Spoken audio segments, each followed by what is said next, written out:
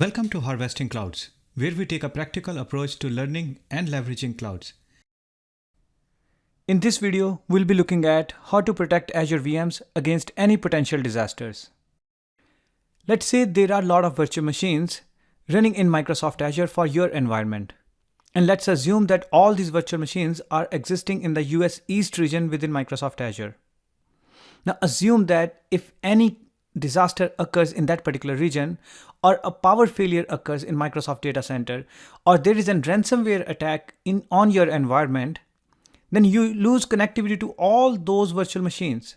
Your business cannot continue if there were any mission critical virtual machines running in that particular environment. If such a disaster level event occurs, you want to recover from that particular event as fast as possible. Now to do that, you need to have something called disaster recovery strategy already in place in your environment. Now in this particular video, we will be looking at how for one particular virtual machine which is mission critical for us, we can set that up. We can do this in one of the two ways. One is we can set up the recovery services vaults, and then from there we can protect our virtual machine. We can make it so that from US East region, it will start replicating actively to a secondary region, let's say US West region. And anytime a disaster level event occurs, you will be able to fail over from your primary region to your secondary region in matter of minutes. That's what you want. You want the least amount of time in which you can recover from such kind of event. So over here, I'm already logged into the Azure portal. So let's look at the first of the two ways that we just discussed. The first way is you will navigate to Recovery Services Vault. If it is not coming up over here, you can simply search for it in the top search box and then click on this particular service, or you can even click on these three lines and then click on all services and then search for Recovery Services Vaults. Now in here, there can be multiple recovery services vaults.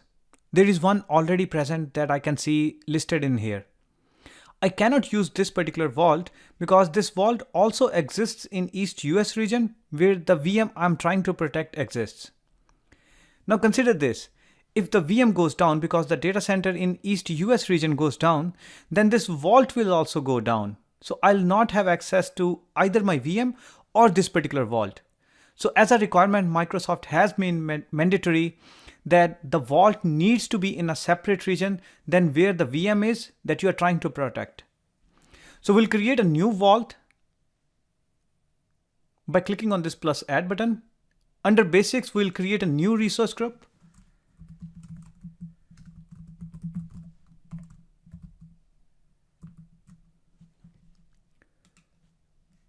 And then I'll provide a name for this particular vault.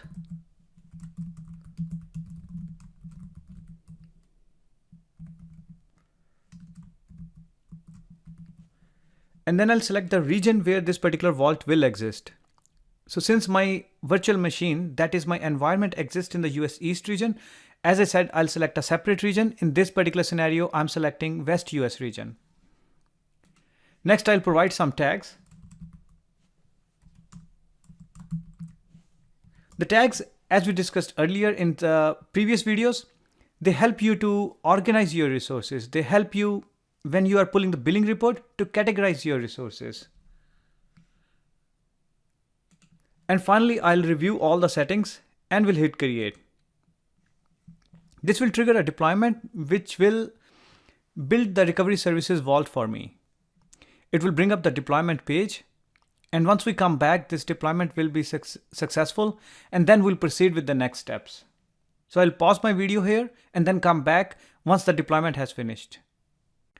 Now a few minutes have passed and the deployment is complete, as you can see from the message on screen. To navigate to my recovery services vault, I can either click on go to resource button, or I can navigate back to all services and then recovery services vaults. You will see the vault that we created just now will be listed here. Click on it to navigate to this particular vault.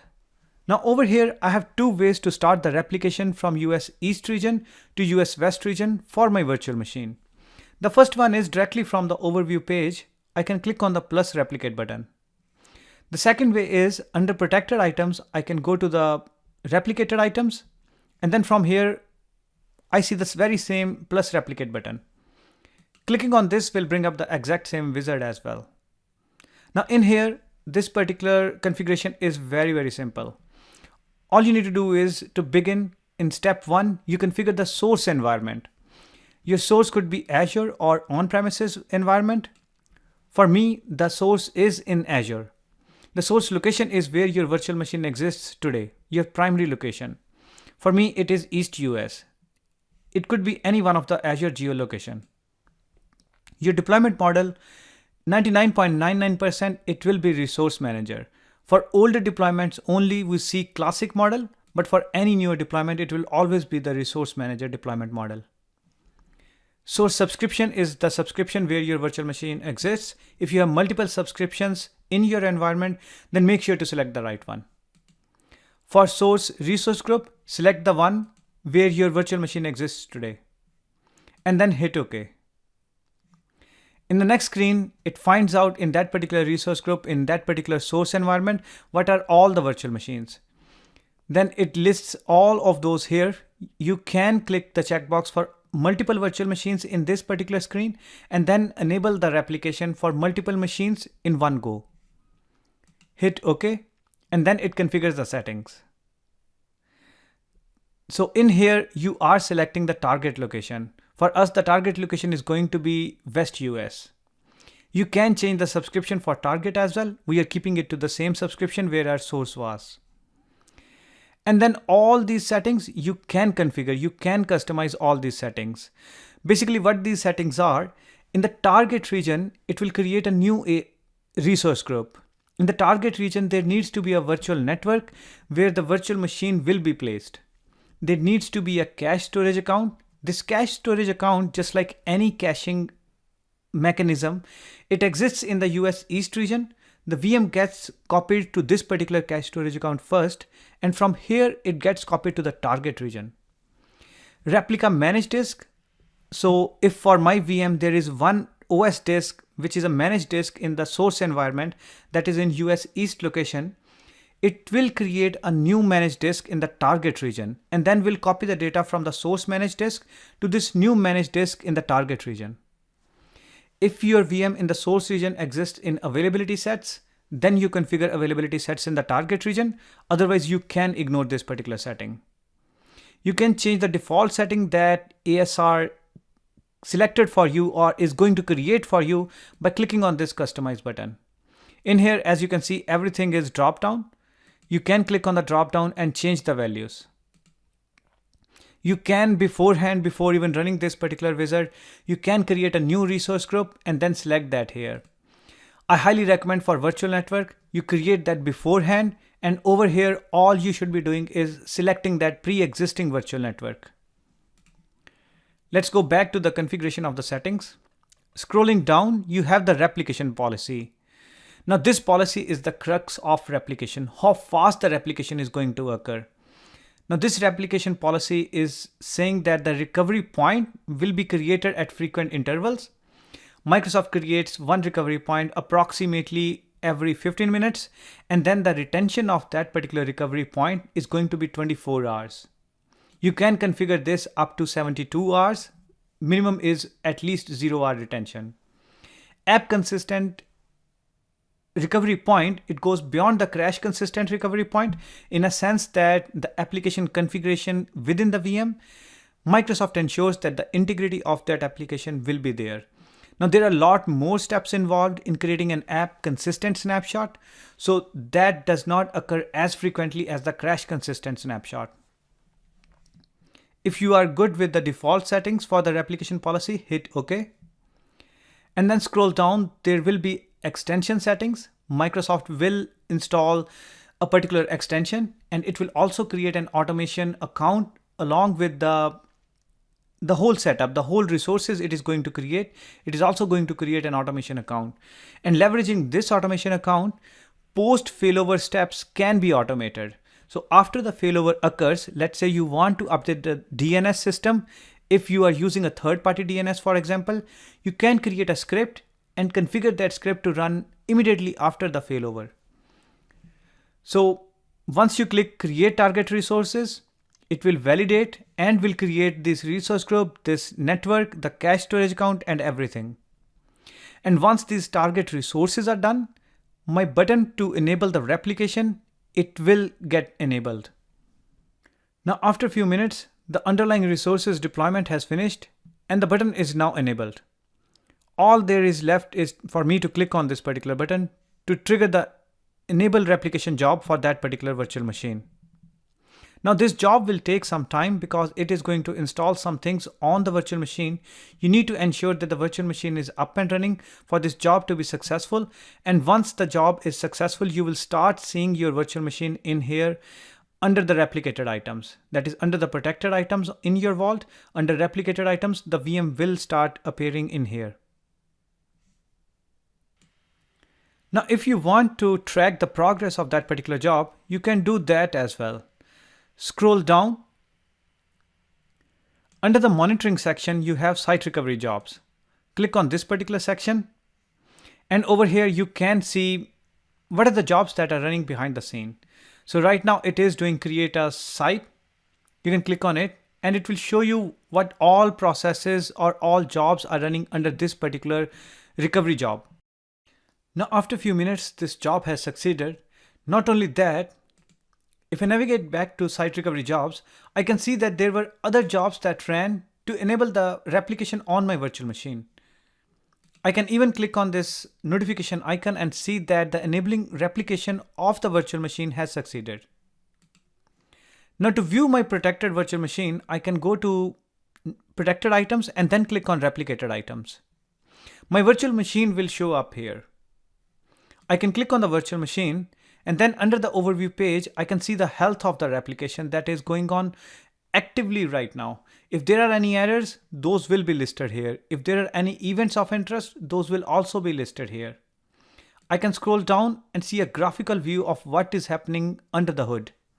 Now in the East US region, this is where my virtual machine exists. And this is also where the cache storage account exists. Azure Site Recovery, it copies over the virtual machine to the cache storage account and then uses that particular data to create managed disk in the target region.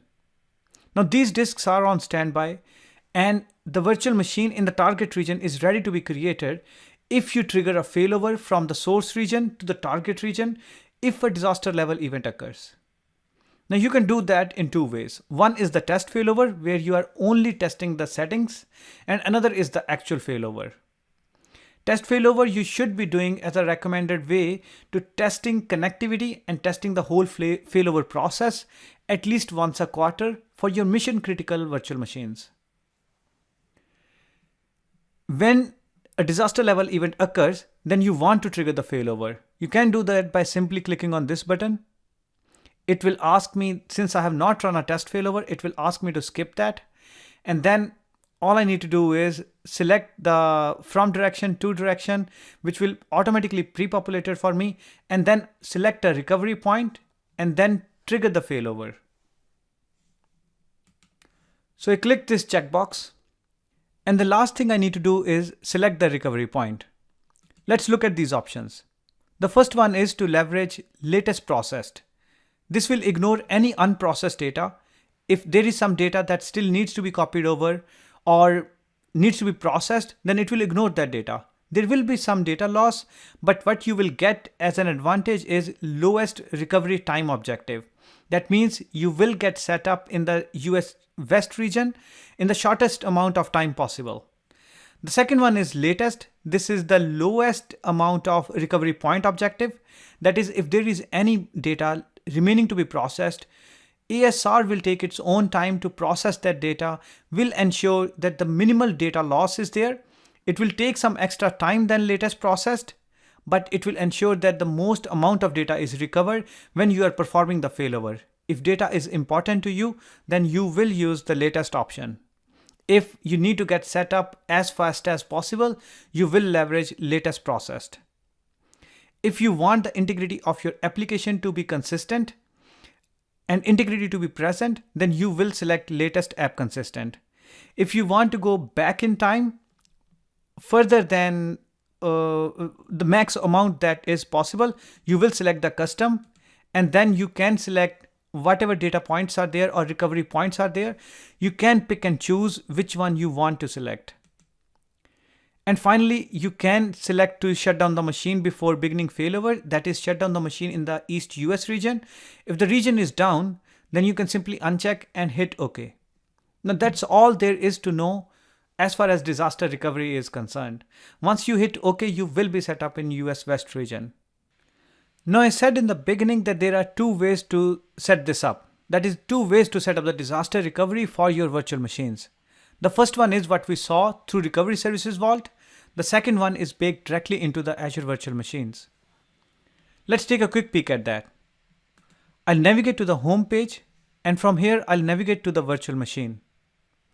Now if I scroll down under operations, I'll see the menu item for disaster recovery. Now if you are opening this for the very first time, you will view the options to set up the disaster recovery for virtual machine over here.